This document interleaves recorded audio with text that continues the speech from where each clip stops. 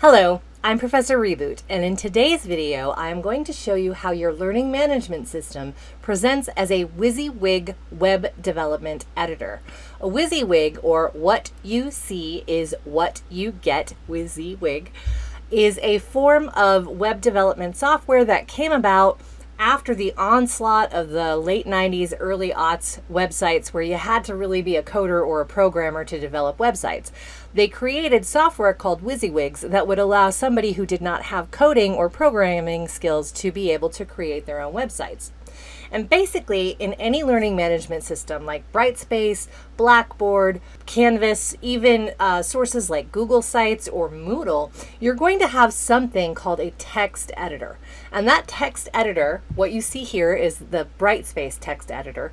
That includes the components of a WYSIWYG web development tool. Now, if you are designing a basic website, there are elements of the design that you need to understand.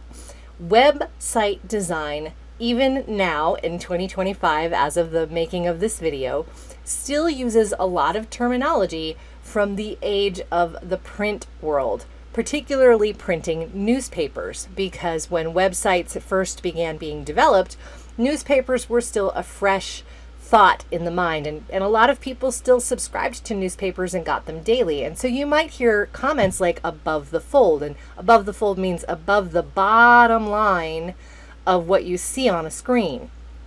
And you might hear things like layout or headers, right? So in a newspaper has headers, which are the titles that drag your attention into an article, and then there's finer print within the article. So over here you might see you have these header options, and they're different sizes, right? Block quote is from a newspaper as well. That's when you have a big quote where all the words come from a resource and you want it to stand out. So as you can see, some of these terms really relate back to an industry that's rapidly becoming out of date, but if you have some understanding of that newspaper versus website mishmash, it'll help you understand how a WYSIWYG editor is meant to help you develop a website. Now, one thing I want to remind you of is in the modern age, we have tablets and we have phones, and those two tools change what we would consider to be the fold or even the edges of a screen. And so what that means is when you design a website, you also need to be thinking about the resolution of that website and how it looks in different modalities. Now, there are some tools built into every browser that will help you see what you're building, what it would look like if it were on a standard size iPhone, if it were on a standard size iPad, or you can just kind of scrunch and scrape and grab the corners of a website by making it a little bit smaller and clicking the corner and dragging it to make it shorter and condense it to see how the materials will lay on the screen if it's a phone instead of a laptop or a PC. So as I'm talking, I want you to remember that while I'm using print terminology, it's really being applied to the concept of a laptop or a PC monitor, and it will look different on a phone or a tablet. And there are ways in your browser to look at those differences that we'll explore later. For now, let's look at the various things that you have in a text editor. Now, when you use a text editor to complete your work, the first rule is to not copy and paste content from anywhere, and I will tell you why. If I copy and paste content in from Microsoft Word, now here I am looking at some formatted text in a Microsoft Word document used in a previous video that I created for Professor Reboot. And I'm just going to grab a chunk of it. I'm going to go ahead and paste it into our course materials. Now, what you saw in that Microsoft Word document has been formatted by Microsoft Word using Microsoft's tools to structure word processing. The same is true if you are using Apple's Pages or really any other device. I'm going to go ahead and paste it in. And as you can see, it held some of that formatting for me. And I just want to show you the back end. So when I click this button, it's going to show me the source code or the HTML. So when you're creating a website, you have some, with a WYSIWYG, what you see is what you get. So that means you're going to see a web page that has this structure over here where there's some breaking of the lines. This I'm going to go ahead and just center just so you can see what that looks like. Centering. So whatever you see, that's how it's going to look on the web page that you finish when you're done creating the web page. So the source code is what holds everything in place. And it's behind the scenes, kind of like the Wizard of Oz, behind the curtain, pulling all the strings. This is what makes that WYSIWYG what you see. This is what makes it what you get. So when I click on it, we're going to see a mess of code. And the reason is this is copying in order to preserve the formatting from Microsoft Word. It copied in Microsoft's proprietary coding to allow that presentation on a page in a word processing software to look the same here in our basic web page. And I can tell you right now, there is content here we absolutely do not need. So look at all of this, just content. Totally unnecessary. So I'm going to go ahead and just make a few changes and show you how this would look if I had done the text editing directly in the text editor using the tool I meant to use instead of using this tool here. So first I'm actually going to copy that and I'm going to go ahead and grab all of this HTML. Now, as you go through a web development course, you'll start to get a little bit better at recognizing your HTML, but really just look for the first line of text. There, that looks about right. It may have cut off the title. I'm going to go ahead and delete that because I want all of this mishigas gone. And you'll see it took out everything, including the title. So now I'm going to go ahead and use the actual tools of the text editor. I'm going to write what I wanted, hit enter, and then now my title. And I'll use the tools in the text editor to center it. Now let's look at the source code. Wow, so much cleaner. So when you are developing a website or when you're using a WYSIWYG tool, you are not copying and pasting from any other type of software like word processing. You are copying and pasting, if anything, only from another HTML editor. So here, much cleaner, we have P for paragraph, and anytime in HTML you end something, you have to close that HTML code. So P, new paragraph, Jamie student, break, so end paragraph / P inside the brackets. That tells me that there's a paragraph beginning and a paragraph ending. Same with Professor Reboot, same with the English writing sample. This ampersand probably means there's a symbol at the end there. It may be unnecessary. Then we have got the date here. And then there's some information in here that's telling the title to be centered. See how it says P? And then inside the HTML code, it says style equals. And whenever there is content that structures the page as you see it, it's typically in quotation marks. So text align, center, semicolon, close, quote. And notice how you didn't have to know any of that for it to work in the text editor. I'm showing you here so you can have some sense of whether or not the HTML crossed over well, because I wanted you to see the mess of copying from a word processing document into a text editor. But now that you've done it, we can go back and look and just see it looks exactly the same. Tidy, much less HTML to mess with, and really no issues. And this is centered just as we expected. And you did not need to know a lick of coding to make that happen. So let's look at a few other aspects of this. Now, we talked a little bit about headers before, block quotes and what have you. And you'll notice everything in this piece is coded as paragraph text. Now, if you are developing a website, there are things that can happen. The internet can go down, a browser might not be functioning properly, or it might be out of date. You might have a student who has an assistive device. And so it's really important that you use these headers. And there's only ever one header 1 for any page you're developing. That's the title of the page. And in a discussion board, that's going to be this one right here. So this is your header 1. So inside the document, you might have a header 2, and then you might have a header 3, and then you might have a header 4, and so on, but you would not have more than one header 1. And what that does is it signals to a screen reader or a browser that this is considered a header, and anything underneath it is related to that header, just like those newspapers. When you read a newspaper, if you remember them, or a magazine, you scan it before you decide what articles you're going to read, and you kind of look at what the titles or the headers are, and from there you determine what you're going to read first. The same is true for a website. We use headers, and that will signal to an assistive device for perhaps a limited or non-sighted person, or it will signal to a browser, hey, this content is really important and what comes after it is related to that header. And headers kind of nest within each other like an outline does. So if header 2 is at the top, you have header 3. Header 3 is usually a header within header 2, and so on. So if I need to start a new grouping of header 2, then I would set a new grouping of header 2 somewhere after this content here. So let's say I reach the end. I'm going to go ahead and add a divider. So this plus symbol here, I can add emojis, symbols, some code. I'm going to add that line divider, and then I'm going to put header 2 for second section. And again, I don't need to know a lick of code. I'm just going to say, make it header 2. As soon as I hit enter, it reverts back to paragraph.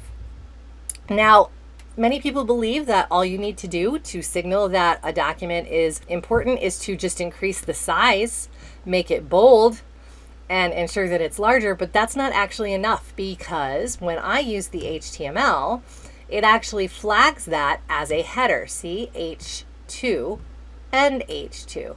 And that then tells a screen reader or a browser to interpret that in a particular way and to apply whatever cascading style sheet guidelines or style guides the device that the owner is using or I have employed as the web developer, to apply those cascading style guides to whatever is being seen. So if a person has an assistive device, that code is telling that device, hey, this is a header 2. And I'm not doing it or trying to force it by just making the text larger and bold. That doesn't do anything for a browser or for an assistive device. So that's a really important distinction. You really do need to use your headers if you want to be ADA compliant, so accessible, and if you want browsers to interpret your content correctly. Now, in addition to this, we have other elements of style. We can change colors of text.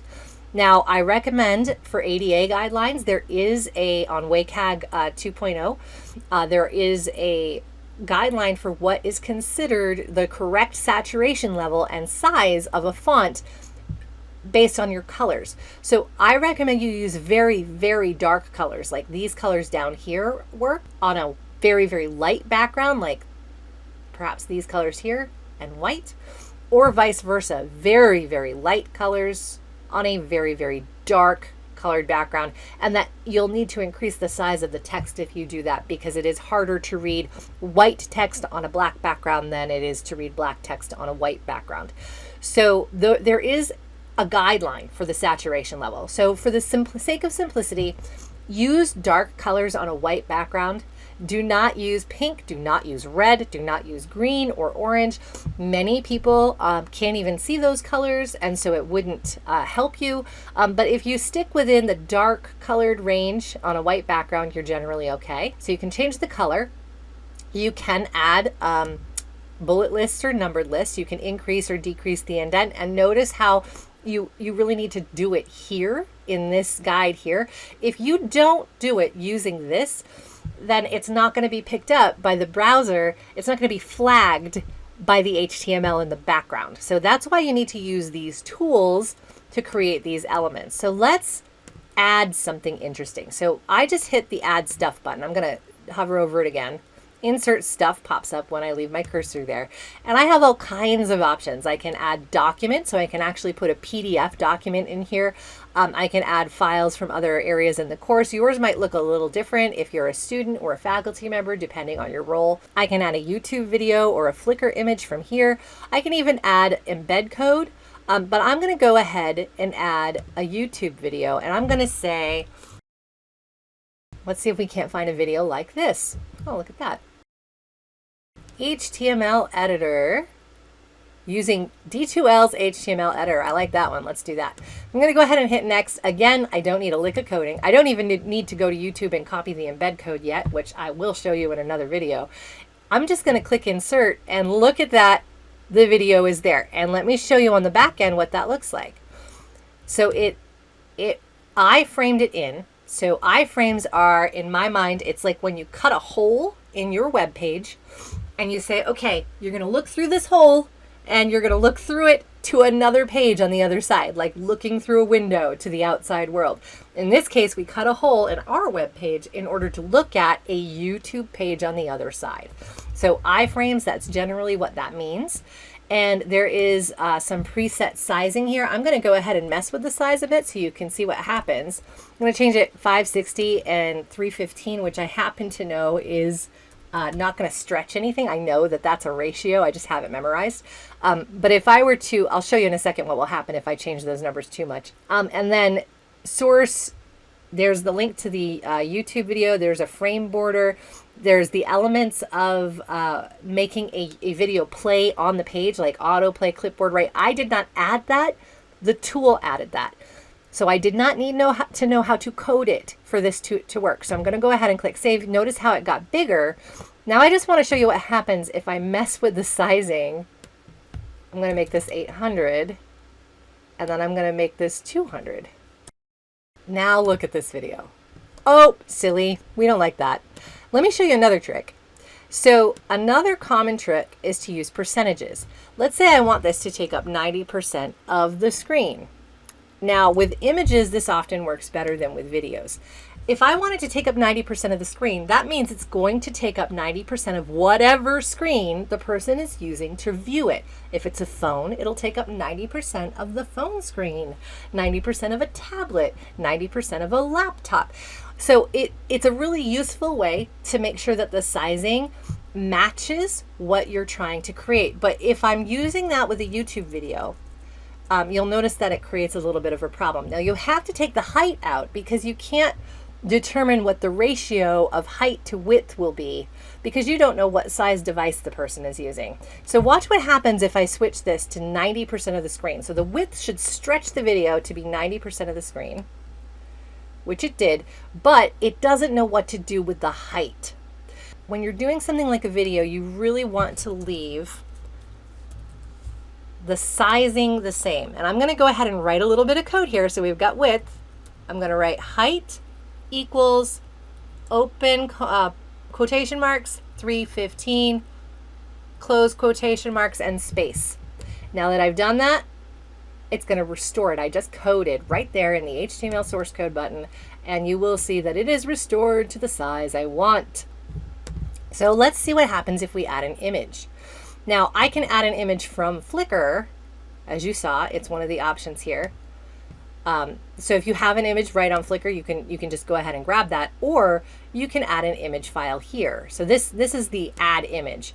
I'm just going to go ahead and add an image from my picture file, see what I've got. Okay, so here's a diagram for us. Actually, I'll use this Epictetus picture from an ethics class I teach. And I'm going to go ahead and store it in course files because I want this to be visible. Alt text means what a browser sees if the browser fails to render the picture. That's very important for ADA compliance if you have an assistive device.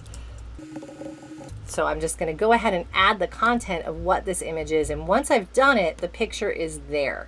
And it is going to be the size of whatever the picture is sized as. Now, if I want to justify it differently, I can make it centered, I can make it right, I can make it left, and I can even change the size just by clicking and dragging. And notice how it puts the ratio of size right there. 472, 479, 488, 90, 495, 500, 500 wins. Okay, so we've picked our size. But I want to show you here, when I go into the HTML, unlike the YouTube video, if I go to that picture and I make this 90%, and then I drop the height, because it's a flat picture and not a video, watch what happens. It stretches the video, or the image rather, to be 90% of the screen. I'll center it so you can see the edges there. That's 5% and 5%, but it doesn't mess with the width. It keeps the proportions. So that's one way that you can size an image and have it take up the space of whatever screen size your user may have, because there's no way for you to predict what size screen your users are having, unless of course you're developing an app. Then generally they're using a phone, but it is possible to emulate phones on PCs. So again, you don't necessarily know. So I've gone ahead and done that. Now I want to show you how to make something hypertext. So this is hypertext for Google.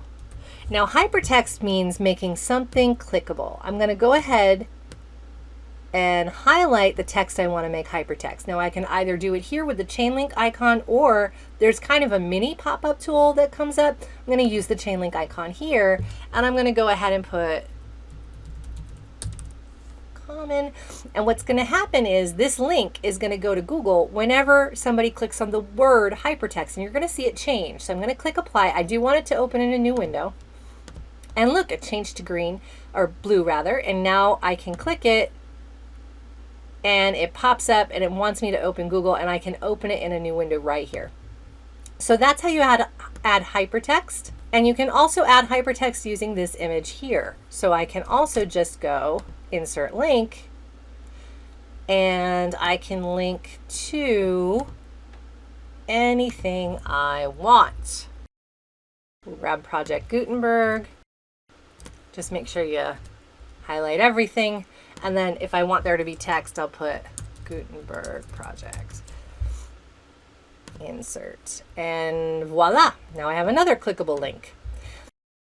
Now, as you work through web development, a lot of this HTML that might look a little foreign to you if you're in your early days of web development will start to become recognizable over time. But for now, I just want to make sure you remember what it looked like when we copied in that word processing document, and how much was there for background coding, and how all of that is gone now that I have used the text editor. So that is what we will cover in this video. In a future video, I'm going to go into detail about mathematical computational script on a web screen. I will go into detail about using tables, what these tools are, attributes, dividers, emojis, symbols.